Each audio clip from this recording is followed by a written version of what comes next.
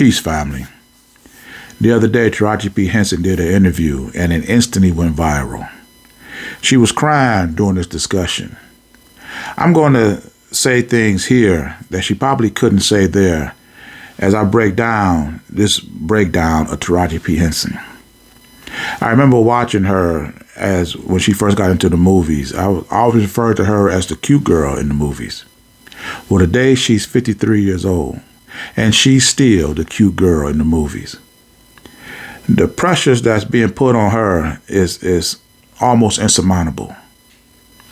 She was talking about the pay disparity. She said the math ain't mathing. That's code for when you put in the work, the dedication, the commitment to being an actor or actress. When you do this and they get the pay, when you look at the white counterparts, it's not adding up the same. They're not being paid fairly. She say, even when you hear about a role where I received $10 million in pay, she says, half of that's gone in taxes. She said, I don't do this by myself. I have a team. And my team need to be paid. And on her team is accountants, lawyers, security, hair, makeup people. And in the midst of explaining the pressures, not only taking care of herself, but her team also, they had to stop the interview and bring her napkins to wipe her eyes. This is the leader of the team. And if the leader of the team is on the verge of a mental breakdown, how do you think the members of the team feel? The pressure that she's up under is immense. Because one of the members of her team is vital.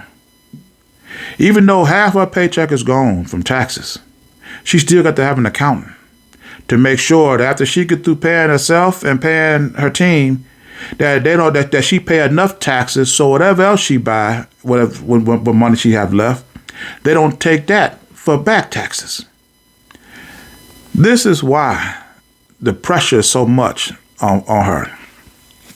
This is also what Monique was talking about a few years ago when y'all gave her that work. When she was complaining about the pay disparity, you had Steve Harvey sit there tell her, just keep your mouth shut. You're making it bad for the rest of us. Charlamagne the God talking about some parroting the same white nonsense. Talking about some, well, what have you done lately? Taraji P Henson, when she was voicing her frustration, she said, no matter what I've done before, when I come back for my next project, I got to start at the bottom. The pressure associated with having to reinvent yourself over and over again is different from the white counterparts. And see, Taraji, let me say this. Your tears are rooted in the fact that when your reality differs from your expectations, when you put in the work, the dedication, the commitment to reach the level of success that you have, you're under the misconception that your past success is going to dictate your future success. And normally this would take place if you were white. But because you are black serving in a white institution, this is why you have to start all over again. This is why you have this disappointment. This is why that you cry, because now you don't see an alternative. You see yourself standing in this situation, having to repeat this cycle over and over again. And as the years go on, the cost of living is going to keep going up. They're going to keep taking your taxes. The demand of your team is going to keep going up. And it's going to be harder and harder for you to maintain your status. This is the pressure associated with Taraji P Henson and other actors and actresses like her. This is also what Viola Davis was complaining about. She said that they call me the white Meryl Streep. And she said, well, if I'm the white Meryl Streep, then just pay me like I'm Meryl Streep. She say, when you look at our careers, it's almost parallel. But what they pay me and what they pay her, she said, I'm not even close. Viola Davis is worth $25 million. Meryl Streep is worth $160 million. This is ridiculous. Viola Davis has an Oscar, I think 2 Tonys, an Emmy. She done did stage, screen, TV. And she's being paid a quarter of what Meryl Streep is being paid. When I was listening to this interview with Taraji, I said this thing is screaming of systemic racism and white privilege. Here we are stuck between a governing body that taxes us arbitrarily. Half your money gone before you even get it. And white businesses, industries, and institutions that prioritize the needs and interests of white people. And then this is the hopes and dreams that we are attaching to their system. And we expect the same.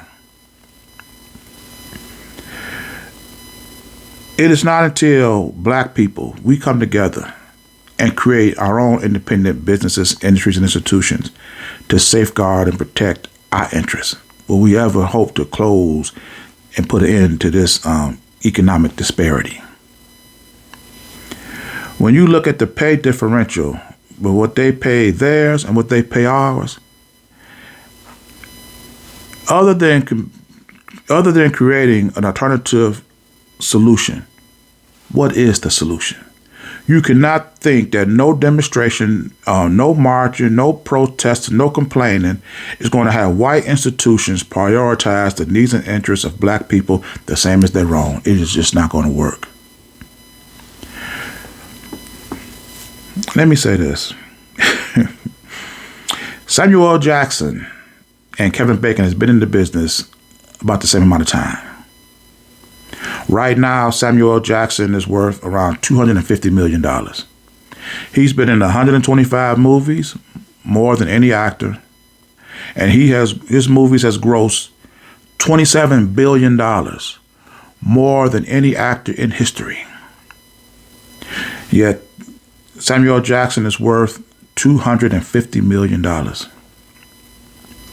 Let's say Kevin Bacon and Samuel L. Jackson switch roles. Whatever movie Samuel did, Kevin Bacon did, and vice versa. What would Kevin Bacon's net worth be today? If Samuel L. Jackson is worth $250 million, what would Kevin Bacon's net income be? His would be around $1.5 billion.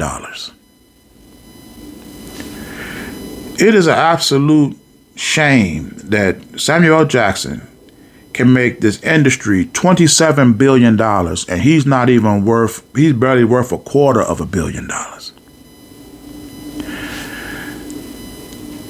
Taraji P Henson is worth $12 million. She would be considered an elite among black people. She's a multimillionaire and she's struggling to not only make it to where she is, but to stay there. And if she is struggling, the people who we look up to, I still look up to Taraji. If she is struggling, if she is feeling that type of pressure, what type of pressure do you think that we're feeling? Imagine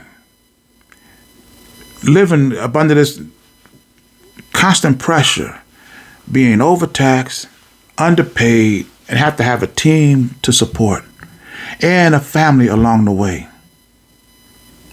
You would never see white people put their hopes and their dreams in the black businesses and black institutions. And if they won't do it for themselves, why in the heck are we doing it to ourselves? This is crazy.